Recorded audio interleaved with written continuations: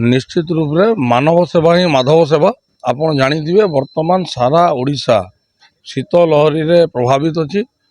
शीत जाड़ बढ़ी, भयंकर शीत होची विगत 10 दिन धरी। एवं भुवनेश्वर सहर में मध्य अन्य वर्ष तुलन में ए वर्ष शीतर परिमाण बढ़ी। लोक हैरान होती, गरीब लोक, अवहेलित लोक हॉस्पिटल को आसिकी सेमाने तांको रोगी मान को लेकिन आसिकी रोगी को हॉस्पिटल रे भर्ती कला परे सेमाने राति सारा सोई पारु नांती। शीतर दाउरू सेमाने रक्षा पाउ नांती, राति सारा थरुचंती। से सब दृश्य देखिला परे आमे चिंता कलु जे राष्ट्र हिंदू परिषद तरफ आमे केवल हॉस्पिटल नु राजधानी रो विभिन्न स्थान रे जेमिति कि रेलवे स्टेशन हला, बस स्टैंड हला एवं आउरी विभिन्न हॉस्पिटल रही, एम्स हॉस्पिटल रही, एमती विभिन्न स्थान में आम यही पदक्षेप को आग को जारी रखिबू एवं समस्त जगार यही कंबल बंटन कार्यक्रम आगामी मकर संक्रांति पर्यंत आम संगठन तरफ यही पदक्षेप नियाजिबा स्थिर करा जायछि।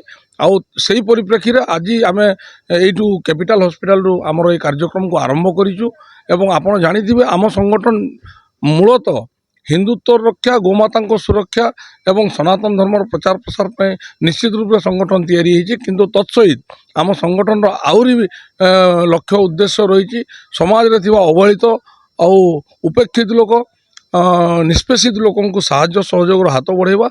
आउ सेइथिपई आज आम यही कंबल बंटन कार्यक्रम आरंभ करिछु।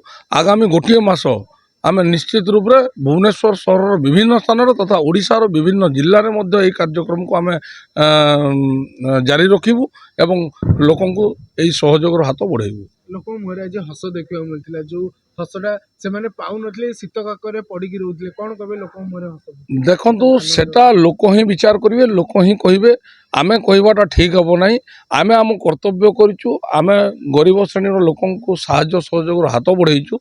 बाकी से चिंताटा से करेंगे, से खुशी अनुभव कले कि अन्य किसी जदि अनुभव कर से व्यक्ति विशेष मानू आप पचारि पारे से को प्रकार अनुभव कर।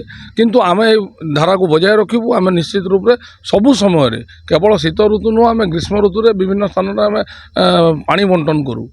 सेमिति आमर यही कार्यधारा बजाय रहिबो। आम निश्चित रूप से लोकों को साहाय्य सहयोग हाथ बढ़ाइबू एवं आगामी दिन में यही प्रकार कार्यक्रम हाथ को नेबू।